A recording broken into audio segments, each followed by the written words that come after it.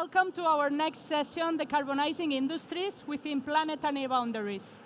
I am Blanca Chocarro, Senior Manager, Strategic Projects at EIT Manufacturing, the largest European innovation ecosystem for manufacturing industries, where we aim to accelerate the sustainable innovation in Europe. And it is a great pleasure for me to be here moderating the next 1 hour and a half session, a very busy session, where we will be discussing about circular economy, innovation, and collaboration across the entire value chains, and how we can define a strategy to set net zero goals. And for that, let's just start with a keynote speech from Eva Gladek.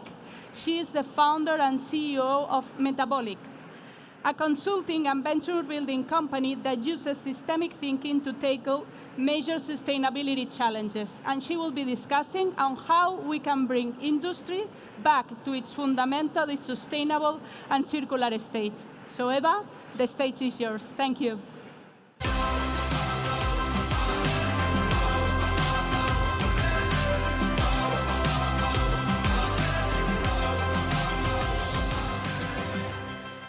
Good afternoon, everyone. Can you hear me? All right, great. So it's a great pleasure to be here today. And I am going to be talking about one of my favorite subjects, which is how to look at problems systemically. So of course, we know it's really critical to decarbonize, but we need to do that while not aggravating other important planetary boundaries, like biodiversity loss, water stress, land use. And for that, we need to take a systemic lens. I am trying to get this clicker to work. Just 1 second. This is not working.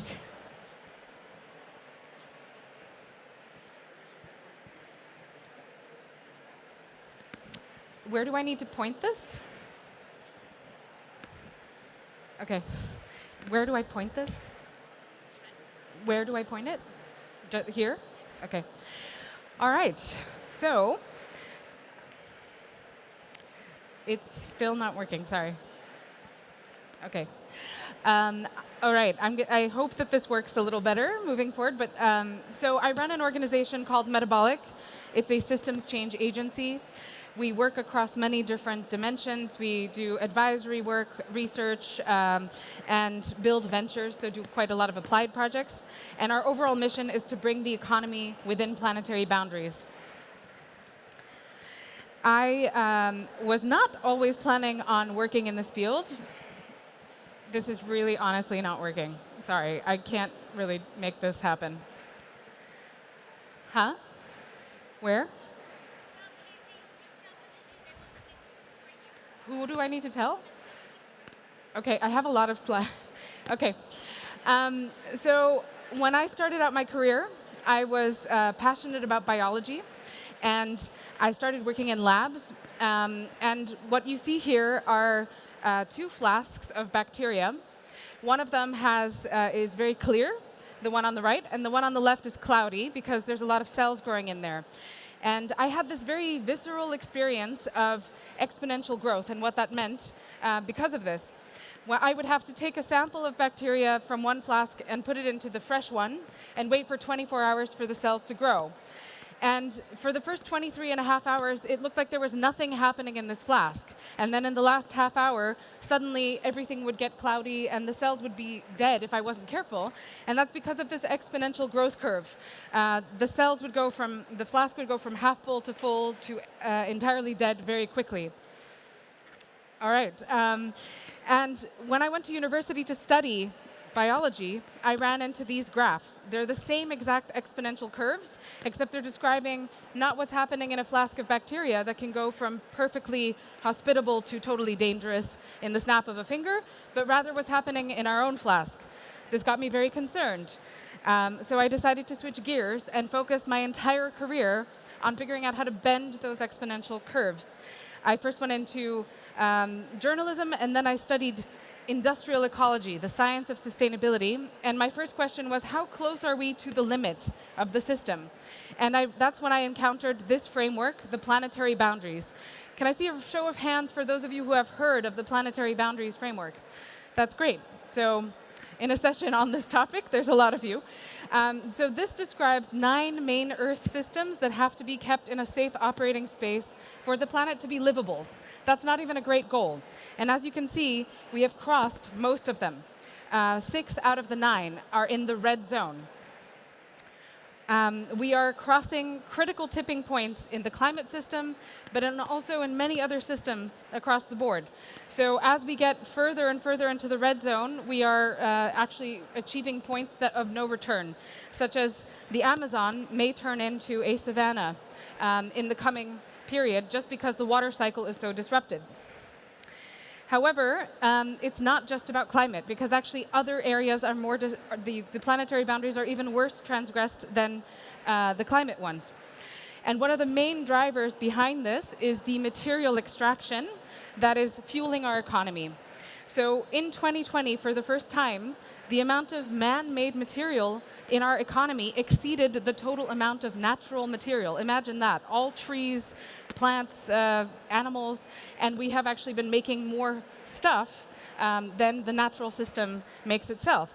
And this exponential increase in material consumption is one of the main things that's driving carbon emissions, but also a lot of the other planetary boundary transgressions.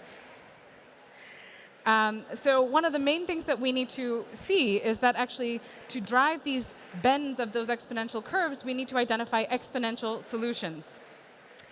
Now, we are currently deploying more capital than ever toward positive systems change, but it's not working. So that investment line is not actually resulting in that bend in those curves. We still see waste increasing, material use increasing. The only thing that's sort of flattening is carbon emissions, but the other things are continuing to go in the wrong direction.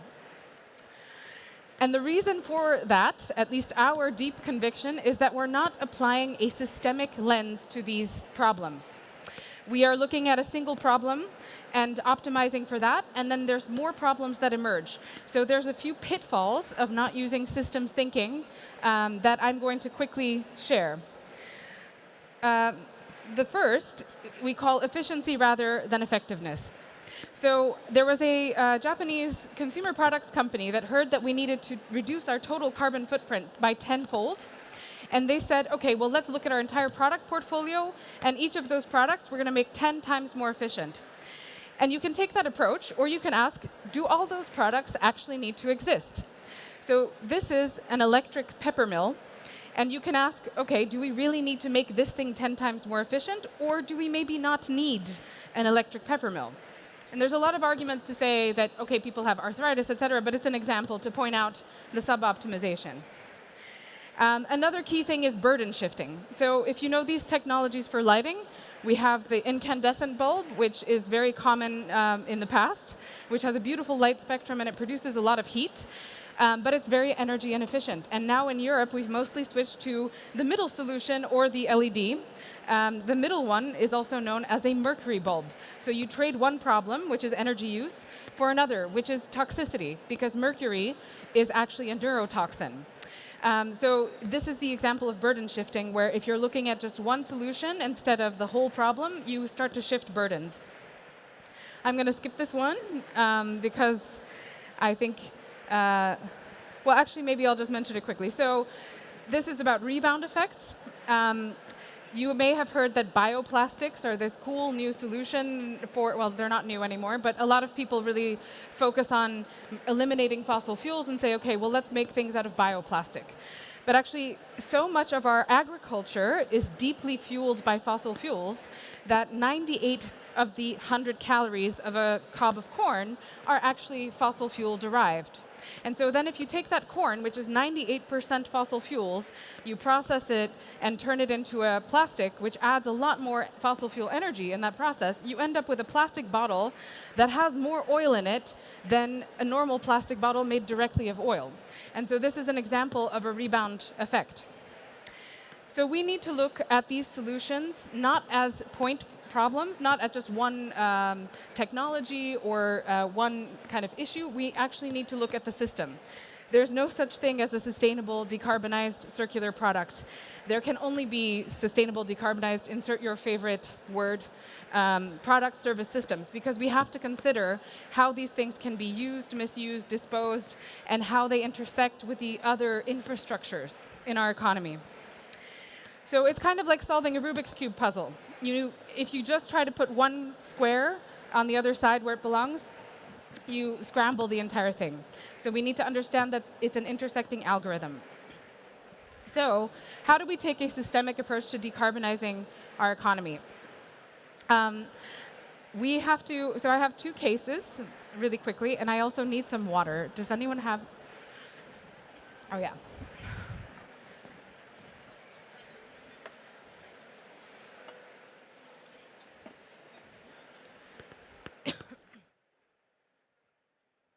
Sorry, I'm trying to project very loud, but that's making my voice a little hoarse. So, okay. The first is around the energy transition and electronics. So one thing that I think is important for us to understand is that a lot of the time we talk about materials and the circular economy as though they're entirely separate from the energy system and other transitions connected to the planetary boundaries. But actually, we believe that the circular economy is an absolute requirement for achieving the energy transition. And there are a few reasons for that. For one, the material demand of the carbon embedded in materials is up to 70% of our total economic footprint. Another is the whole burden shifting issue.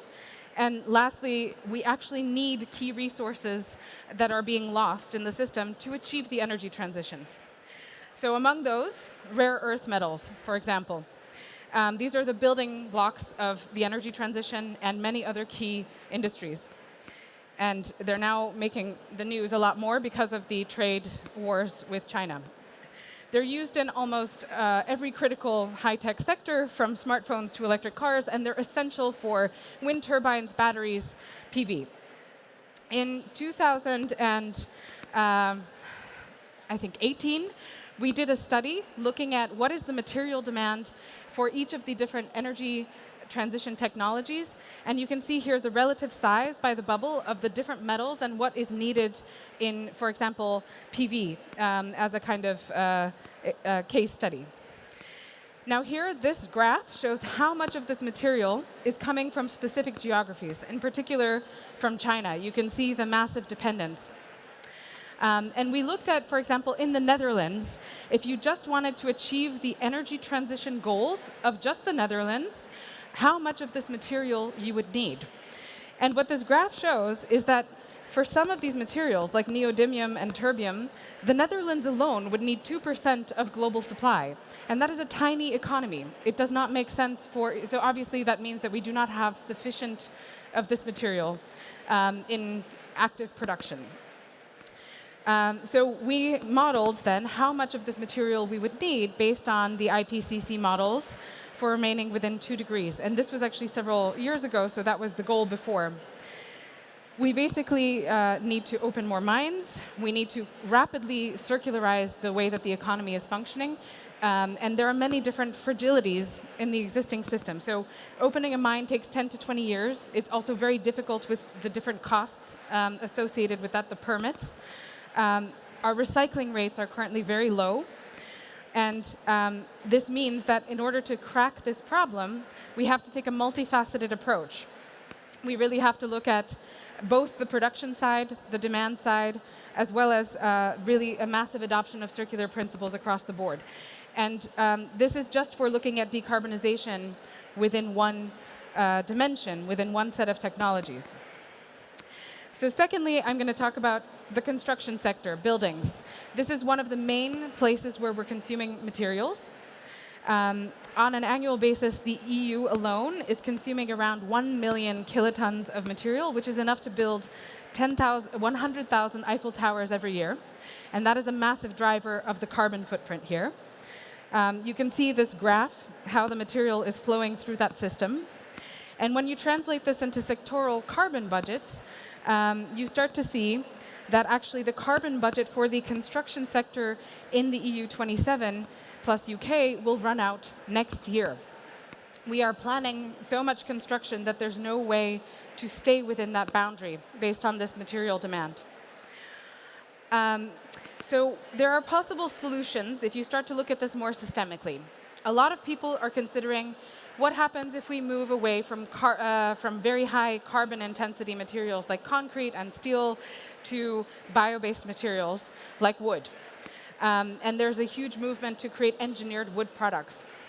So we looked at what if you actually were to replace the demand for a lot of these materials with wood. We actually looked at a high ambition scenario where you would be looking to replace by 2030 100% of most viable construction with bio-based material. We found that the reduction potential, if you maximized it, was around 40% of carbon emissions. So that's the maximum that you could get, which is the same as around 240,000 rocket launches, so not bad. However, what would happen is that it would require a 10-fold increase in engineered wood production, which means adding an area to the EU of harvestable wood around the size of Finland. And that is also considering the fact that we have many other pressures on land that are growing. For example, the need for additional food production as the population grows and also expands its desire to eat certain types of food. Another possibility is actually, rather than building more stuff, replacing it and maximizing recovery of materials from other systems, like existing building stock. And we explored this topic of urban mining. So how can you actually tear down buildings in such a way that you can pull out materials and whole usable models or usable components? We created a model to predict supply and demand in different city contexts to see, okay, well, if we create kind of storage centers for key components like doors and wood frames and put those into storage facilities, how do you match supply and demand in different parts of cities so that you can optimize for this? However, even there we have limitations.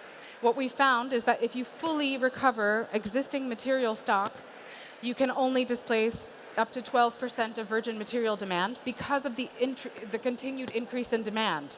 And so the massive increase in demand is never going to be satisfied by the kind of small amount of stuff that we're replacing. So we need to start looking at these solutions much more fundamentally, systemically. I am basically going to skip what I want to share as a final thought, because I know I lost a few minutes in the beginning when we were trying to do some maneuvering. But what we've been looking at is, rather than saying, okay, let's replace this one technology with another technology, how do you look at an entire value chain or an entire economy in a particular place to actually create a portfolio of solutions?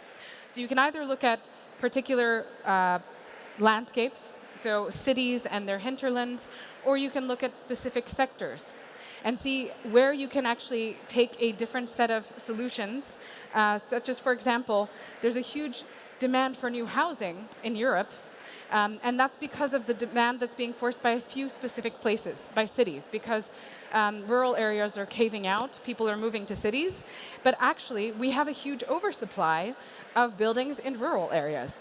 And so if there were better strategies for rebalancing population on a longer term, more visionary scale, you could actually structurally reduce the demand for new buildings. And we have to start thinking in this way, because no matter what set of solutions you start to look at in this broader space, you run into barriers. Like I showed, only 12%, even if you have maximum circularity, 100% bio-based, you're still only getting to half of your decarbonization goal for construction. There is no way around it without looking at a broader portfolio. So one of the things that we have been looking at is regional transition strategies, which you can also apply to sectors. So imagine if you look at a whole bioregion that has the production of wood, that has its own water and agricultural supply, and if you look at actually creating a whole kind of economic development strategy that involves really creating new types of businesses. Imagine biorefineries next to healthy forests that are being redeveloped in a way to produce better, longer-lasting wood.